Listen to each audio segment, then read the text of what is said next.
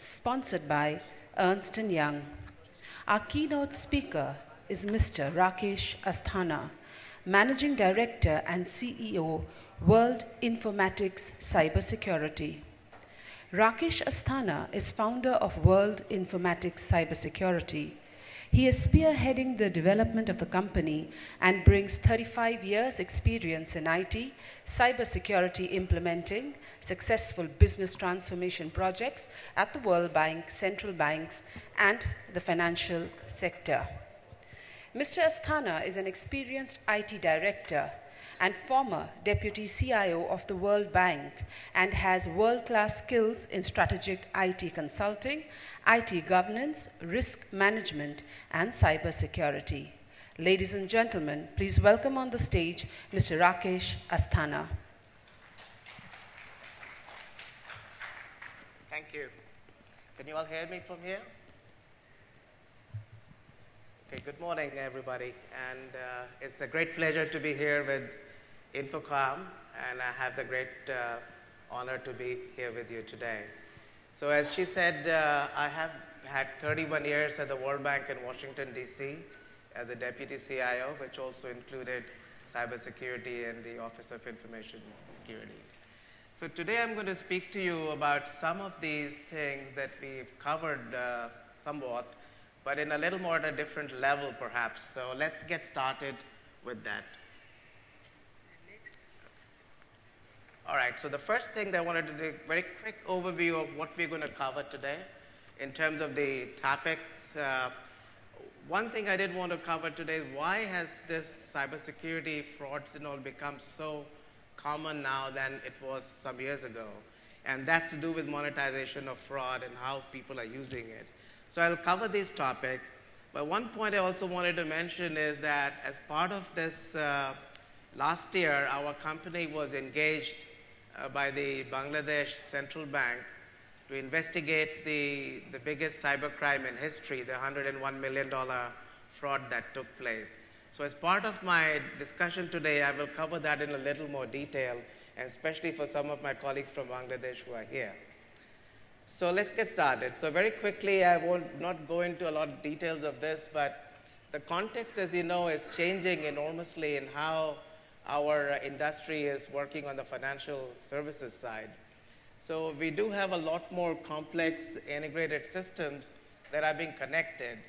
I recall 10 years ago when we were working at the World Bank supporting a lot of emerging market countries and central banks, most systems were very closed systems. They were not open to the outside world. There were no, even website presence was very limited. But that has all changed. Now we have enormous amount of openness in the system. The second thing we notice also is that there's a whole lot of consumerization going on. So people are bringing in their own devices, they're connecting it to the internet and to their own systems. That is causing a lot of new surface vectors that can be cracked, obviously. The third thing you will see over here is that threat actors have themselves evolved. So we talked a lot about crime syndicates and mafia and that sort of were involved in cybercrime. But more importantly, we also noticed that there are lots of nation states who are involved. These nation states have enormous resources. There's almost no company who can really balance out what these nation states can do. So if they were to target you, you will get cracked. And that's how the US, as you know, Lockheed Martin, all these big companies in the defense, they all getting cracked by the Chinese and the Russians and others.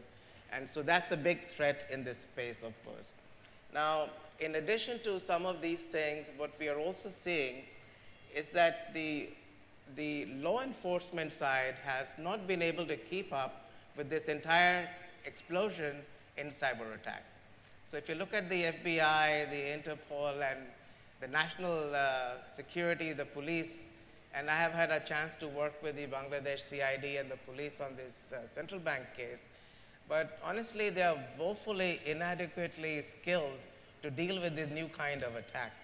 So we are here sitting and talking about these things, but the law enforcement people, they're unable to trace and track some of these crimes that are happening.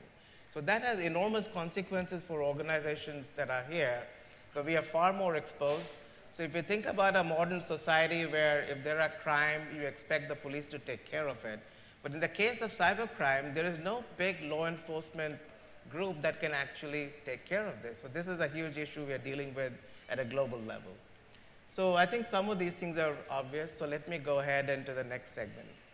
So this is an area which just shows you how big the cybercrime has become over the last several years. About 50% of the economic crimes are still in the financial services area. And as someone asked this bank robber, John Dillinger, why do you rob banks? He said, that's where the money is. So that's exactly why people are still going after financial services, because that's where the money is. Now, if you look at these breaches, you look at the JP Morgan breach that took place, and these guys lost millions of records, and they spent almost close to $1 billion on their cybersecurity alone. So you can imagine whichever company you are with in India and elsewhere, you will never be able to spend that kind of money, and yet these guys are getting breached. So the gap between the skills that these cybercrime criminals are bringing and what we can do internally to protect ourselves is increasing. So somewhere we had to think about a model where the government and law enforcement and so on get involved in also helping individual organizations like yours to be able to withstand some of this work that's going on. So with that, let me move to the next item, which is monetization of fraud. Now, this is very important because I think in the past, if you really did steal something, you got credit card information or customer information, how do you actually monetize it? Because unless you monetize it, really, there isn't much that you can do with it. So what we're seeing is an enormously important development in the entire underground financial fraud market, if you may. The community is very organized now, and they are essentially using the dark web. And I think we heard some of it from my previous group here, as well as the gentleman, Vicky, who talked about it yesterday. So the dark web has become a safe place for criminals to really conduct business anonymously and at great level of cooperation between themselves. So what we are seeing is it's an anonymous marketplace, and you don't really have to reveal who you are when you're conducting business there. So if you've stolen something, you can sell it, you can buy stuff on the dark web, you can do a lot of illegal stuff which you can't do in real life. And on top of that, it's become money laundering as part of this. So when I talk about my experience with the Bangladesh Central Bank, you will see how money was taken out of the central bank and was quickly laundered in the casinos in Philippines. All this is happening behind the scenes, partly enabled by the dark web. In addition, you will see the abilities for these groups to collaborate with each other. So no longer does one group have to have the entire stack of skill set from conducting the cybercrime to actually laundering the money. There could be two completely different gangs who are doing this. And this is all being facilitated, again, through this mechanism. And as I mentioned, law enforcement is woefully inadequate in cracking all of this. But before anybody goes there, issue a word of caution. We did talk yesterday that the cyber criminals themselves are watchful of who's coming in to look at what's happening on the dark web. But in addition to the cyber criminals, there's a lot of the law enforcement are also watching who's going there. So if you happen to go back home and try the dark web, be careful. You might be on the next thing you'll know, you're on the FBI's database and they're tracking you. So it works both ways.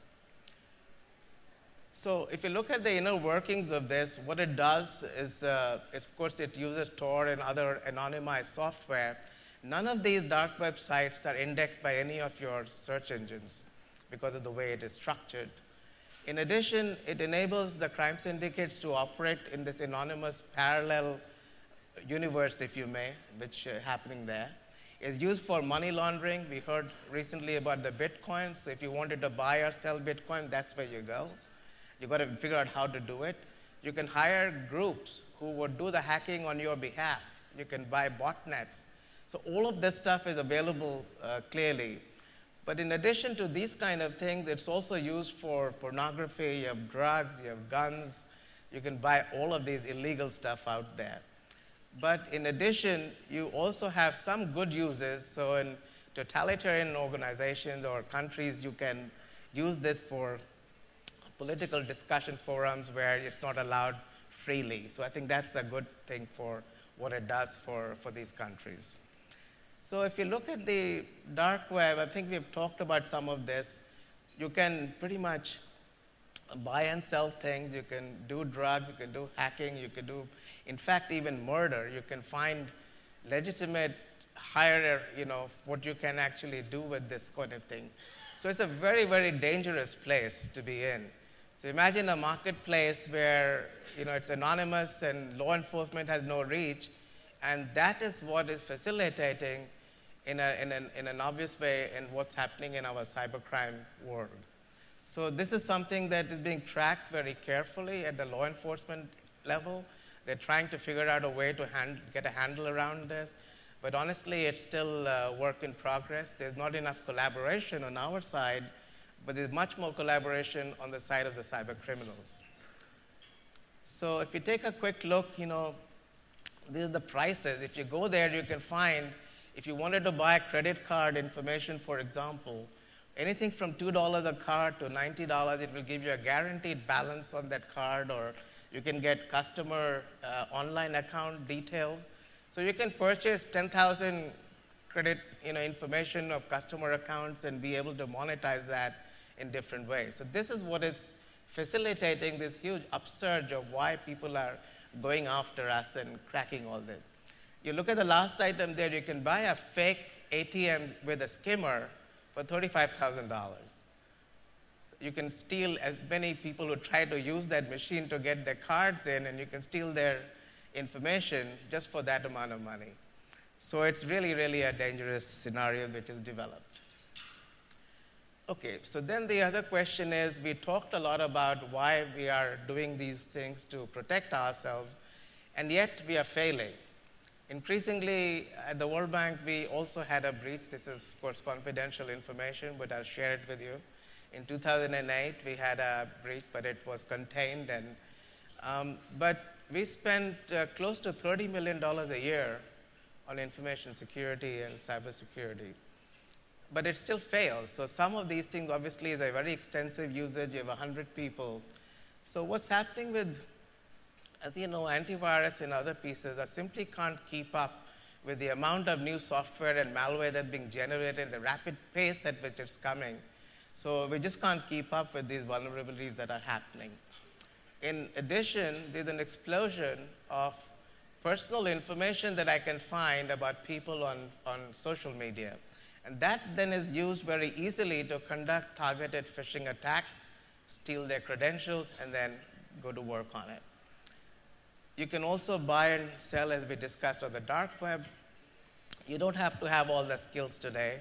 You can buy stuff directly, and that's enabling a lot of these things.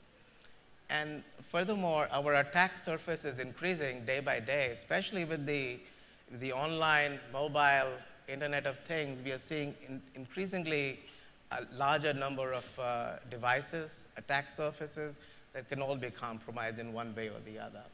And finally, the zero-day viruses, by definition, they are not caught by any of our signature and pattern-based software. So I'm sure you have heard about, you've had this discussion here, but that is certainly not being detected by any of our investments we have made. We've made millions of dollars of investments in antivirus, IPS, IDS, and none of them catch these things as yet. So we are making progress in this technology, but they are keeping ahead of the progress that is being made. So as of now, zero-day viruses, unless they are very well targeted, they will get through. So with that, let us see then, if that's the sort of scenario that I painted, what's happening in terms of the enablement of the dark web, the kind of defenses that are failing, so what are the top 5 threats that we see? So in that, I've selected these 5 based on a lot of different research and information. The first one is clearly the device compromise, where ATM skimming and the POS terminal, point-of-sale terminal, the target kind of thing. So we'll talk about that. The mobile banking is becoming ubiquitous and is increasingly attracting attention from cyber criminals. The third, you already heard part of that in the previous session on ransomware with blackmail. I'll talk a little bit more about the nuance of that. And several of our online financial systems, the core banking, the traditional systems, they are still vulnerable in some ways. And finally, today I also want to cover the SWIFT banking system attack, which happened at Bangladesh Bank, but is continuing throughout the world. This has now become the biggest threat to the global financial system, especially in the banking sector. If you're using SWIFT, there are 11,000 customers, and they are all at risk because of this set of attacks. So very quickly, the device compromise, as you know, this is seeing a huge increase, and recently we had a spate of that, I understand, in India as well with the Axis Bank. But in general, these attacks are not very high dollar value-wise, ATM attacks. They take a few million at best because of the transactional nature of it. With a point-of-sale attack, the kind that happened at Target, that runs into millions of dollars. So this is where the malware is on your point of sale. It collects the credit card information and ships it out, and you can collect millions of credit card information. And then, as you know, we can sell it on the dark web. So if it sells for $100 per credit card information times 40, that's a nice chunk of change that you get. The second one, so this is just another example of how these ATM skimmers work. I'm not going to go into a lot of details, but there are things they put on top of the machine themselves to entirely fake machines, to all sorts of ways of scamming this thing. And you have the point of sale, which you see on the right side. So this is one type of attack that's happening for sure. The mobile banking, as I mentioned, is now becoming clearly ubiquitous, and I hope that after this demonetization that's going on, you're going to see a real spurt in mobile banking in India as well. But it is also fraught with risk, and increasingly we're finding that this is being used as a conduit for this kind of attacks. And one reason why we see this is so the kind of thing you see is of course, you deliver the malware to the smartphones and so on, but they are able to, in the US at least, you have something called RC, the remote check deposit, where you don't actually have to the physical check go to the bank. You can scan it and you send it through the system, and that's where some of these are being intercepted and being deposited to the hacker's account. So that kind of attacks are going on. You also have a bank page spoof where they figure out which bank you're using, and they show you a fake page, and as soon as you do that, they capture your credentials and are able to launch a real attack on your accounts.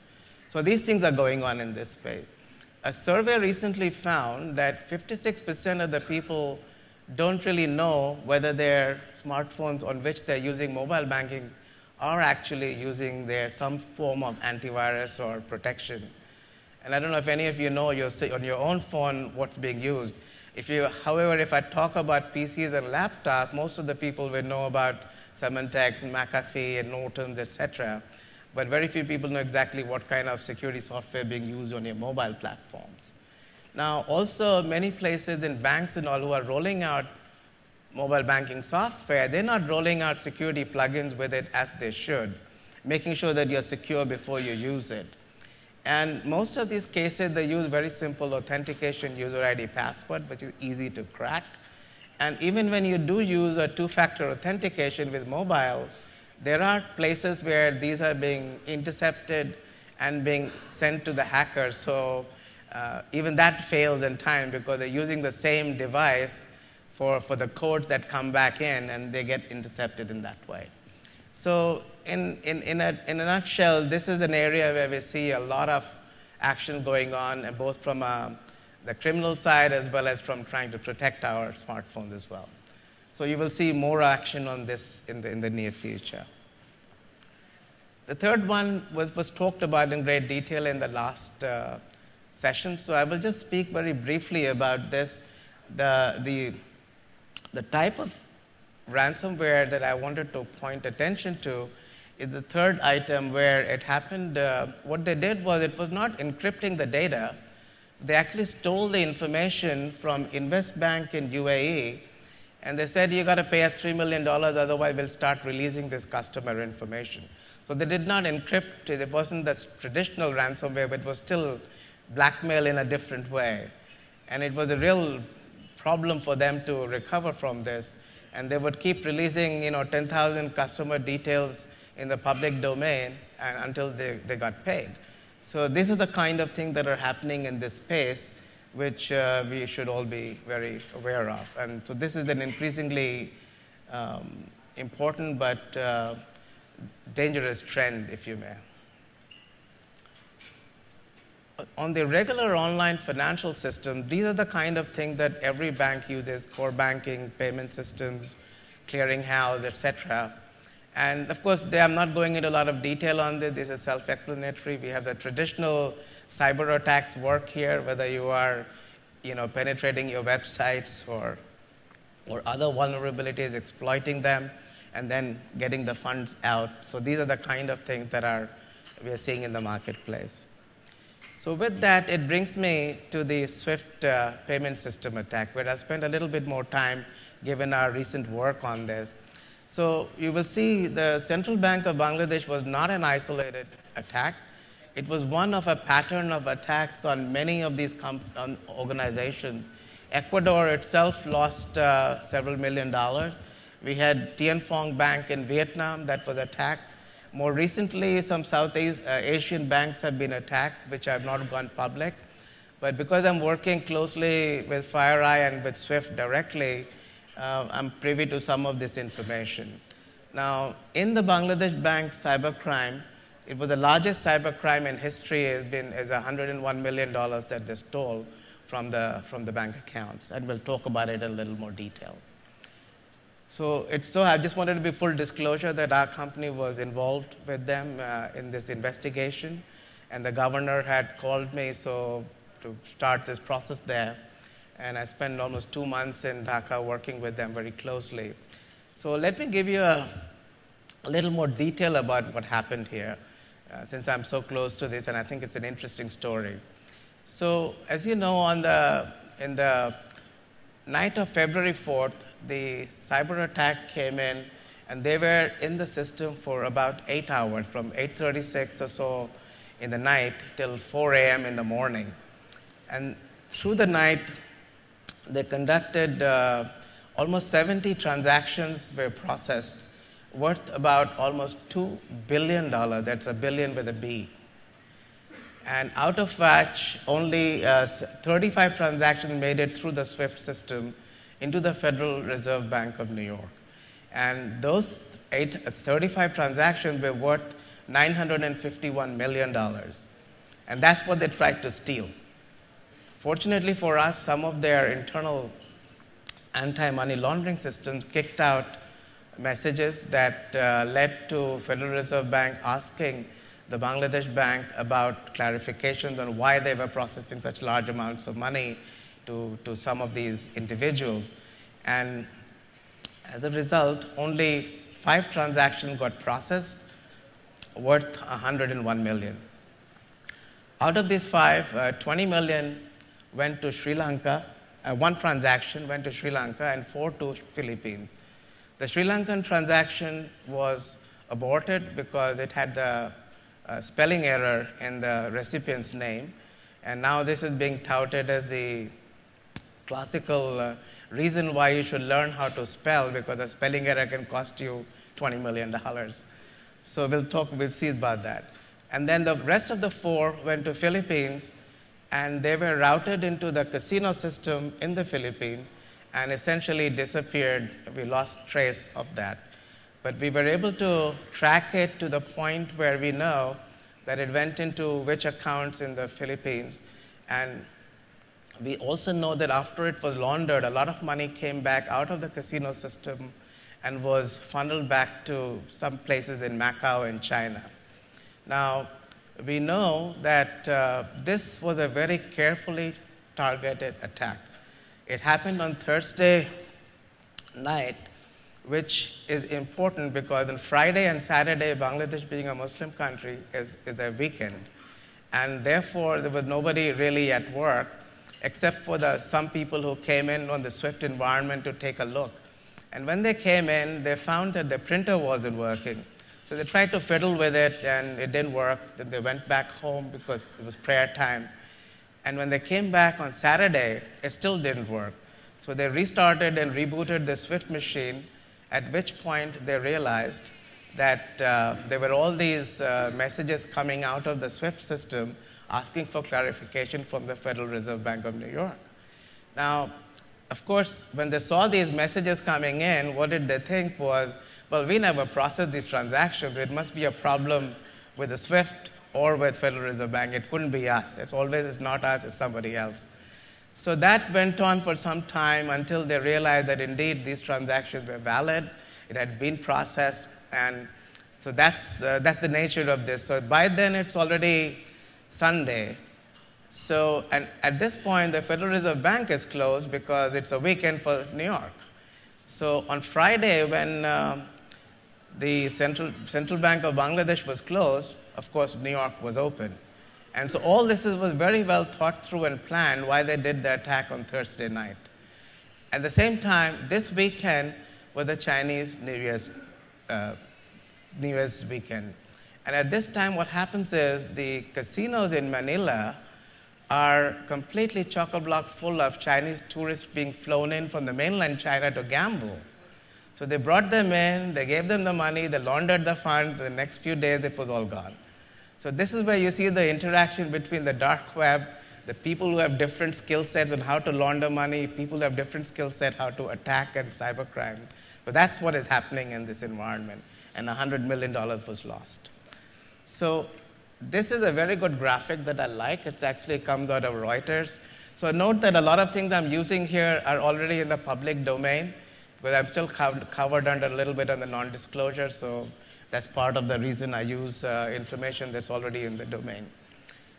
So this graphic tells you what I just explained, but on the last side you will see where the money went into in the casinos in Manila.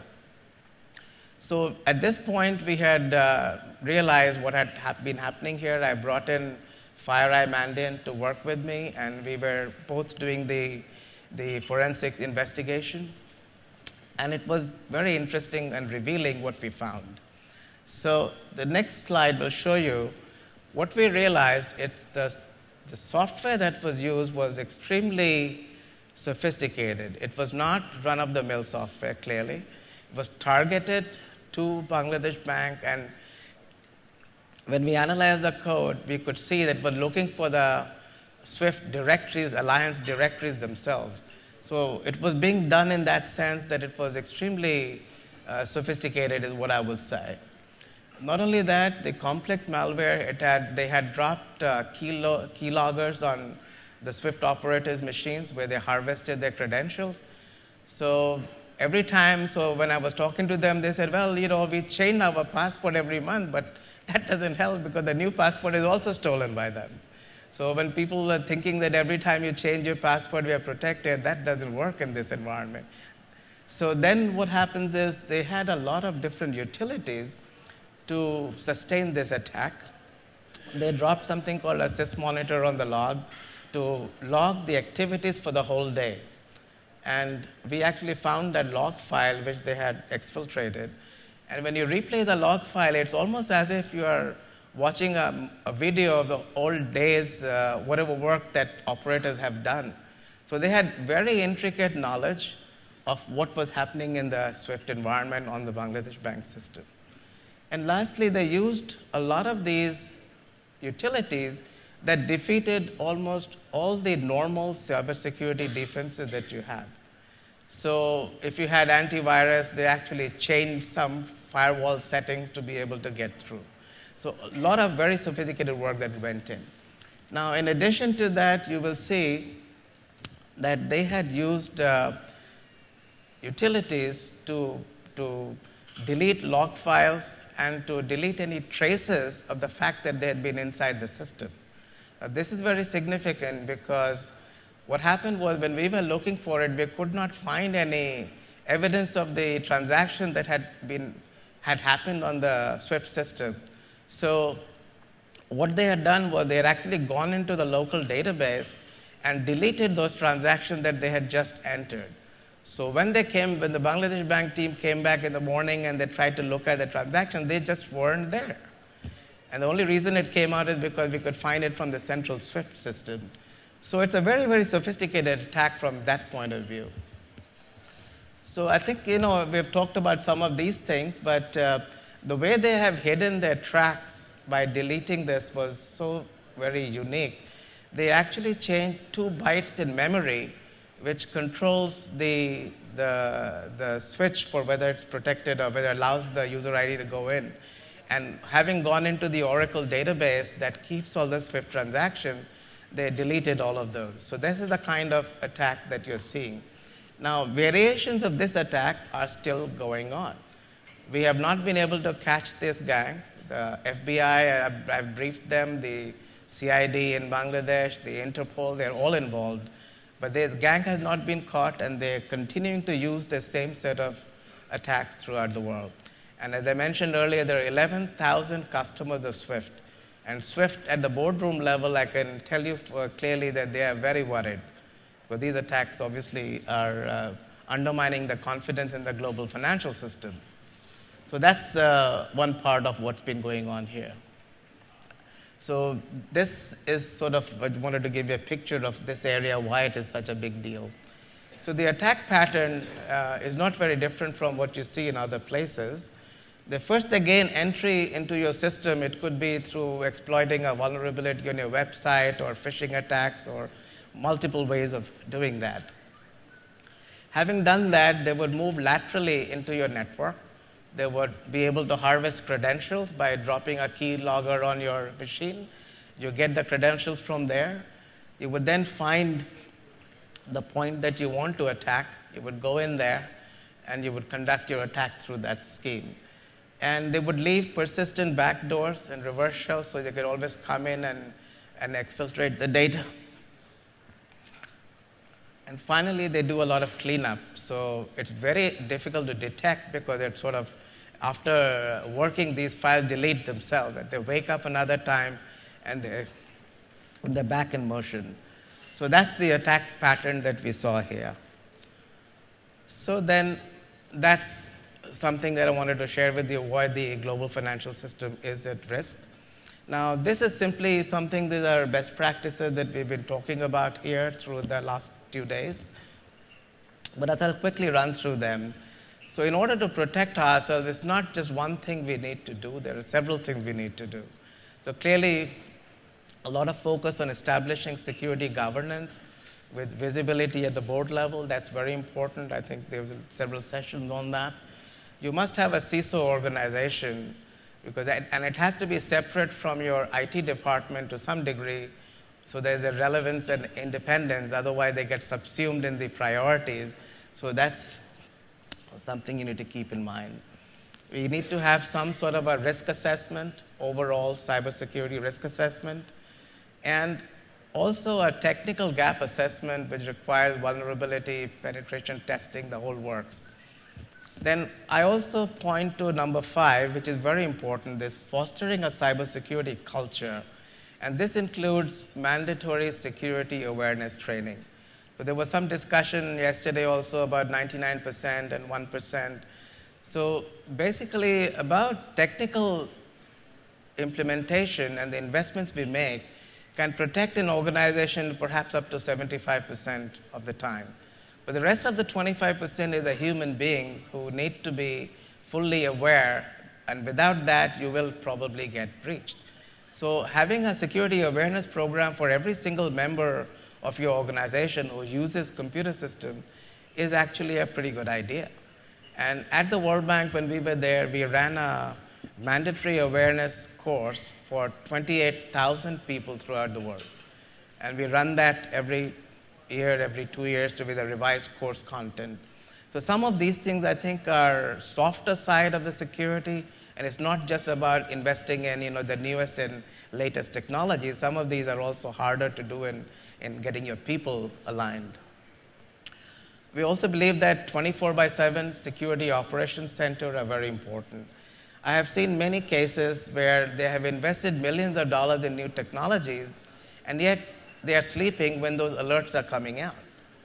And all of these incidents that I talked about earlier have happened are all in the non-business hours. Either it'll be in the weekends or it'll be in the middle of the night in your time. Yet the criminals are not sleeping at that time while you are, if you don't have a 24/7. So these alerts are kept coming. Even in the case of Target, they knew that the alerts were there and they did not act on it. And that's even a greater crime because you invested all this and yet you get breached because of that. So having a 24/7 SOC kind of a situation with alerts and monitoring of that is equally important. We also talk about developing an incident response plan, to which there was reference earlier. Now, the incident response plan, I've seen too many times when breaches happen, that in the fog and the cloud of war, so to speak, a lot of mistakes are made. Unless you have a playbook to work with, then you can go through it point by point. You know whom to contact, where to go, what to do next, how to contain the incident, how to eradicate it, how to keep evidence. So that's where the incident response plan comes into play. Now, the next item has to deal with managing your vendor risks for outsourced services. Nobody in this organization does anything all by themselves. Obviously, you will have outsourced IT services. So you have to be able to manage those relationships as well as this contract with specific clauses covering you for cybersecurity. Now, even if you do all that, you are not going to be completely protected. We all know that. Therefore, the residual risk of what kind of a hit can your organization take without going under becomes the subject of how much insurance you should buy. So whole cyber insurance planning is an art, and these instruments are increasingly available to actually do your cybersecurity insurance. And finally, my recommendation to people is that whoever is using Swift, do conduct a separate third-party assurance. Swift has just come out with an assurance framework, so that should be done, and try to get this at least in a strengthened situation and strengthen your cybersecurity posture. Having done those 10 things, it's not necessarily going to be the final thing. I remember after investing almost $25 million in the World Bank, we had McKinsey come in and do a review, and they came back and say, you guys have done a good job, but yet you're not protected fully, you will be breached. And I had to give that message to our president, who sort of said, are you telling me that after investing this, we'll still get breached? I said, yes, sir, that's what we are telling you. So there is obviously not enough money that can go around, but the basic hygiene factors you must do. If you're not doing all of these things in some way or form, then there's a gap that you should be able to fill. And in this dog-eat-dog world, when the cyber criminals are going after opportunities, they look for the weakest spot. So right now, they're going after the weakest spot of cybersecurity in the emerging market world. That's what we are seeing in Vietnam, in Ecuador, in Bangladesh, in Southeast Asia. So if you improve your cybersecurity posture, they might go to someone else.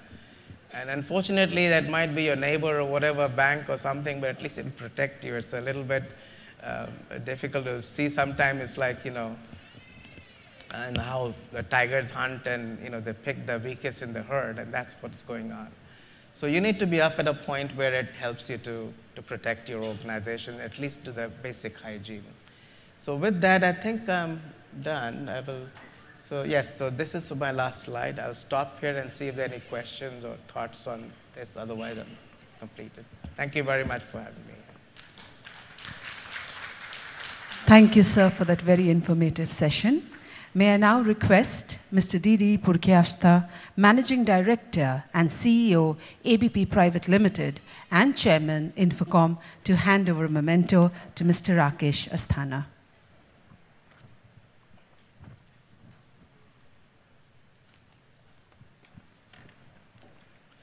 Thank you very much. Appreciate it. It's very alarming. Thank you. Did the system send out alert on Friday?